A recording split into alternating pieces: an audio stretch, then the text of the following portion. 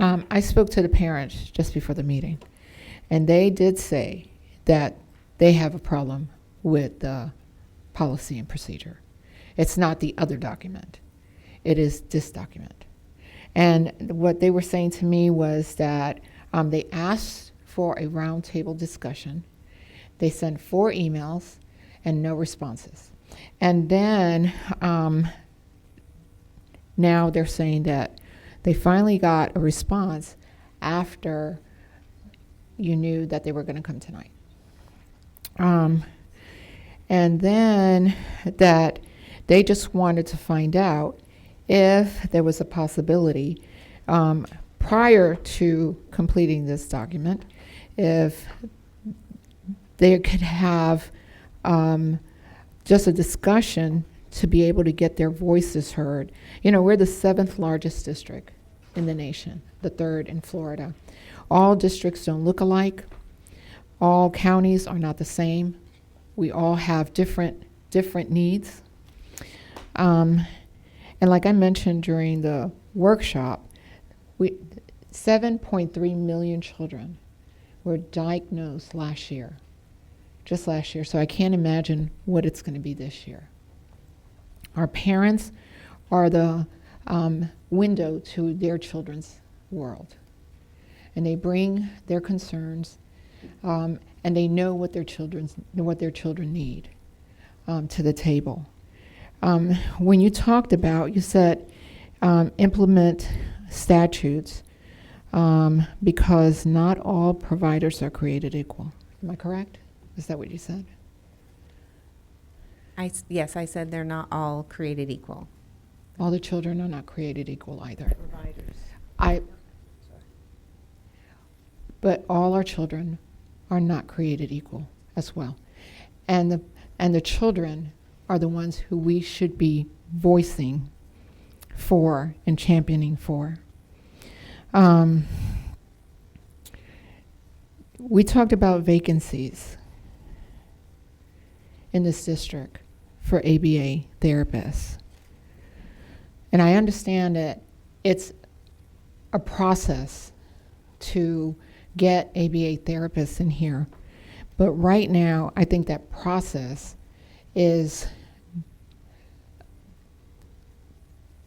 a bit more necessary than it is not necessary, because our kids are needing those therapists in the classroom, and the teachers are as well.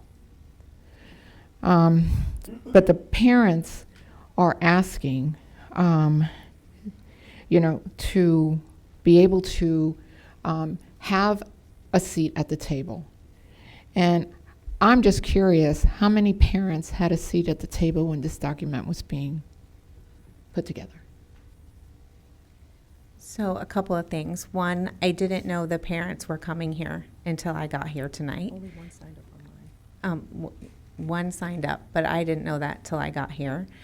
We did have a roundtable last year with several parents and providers, and we went through all of the things that we were going to need to address.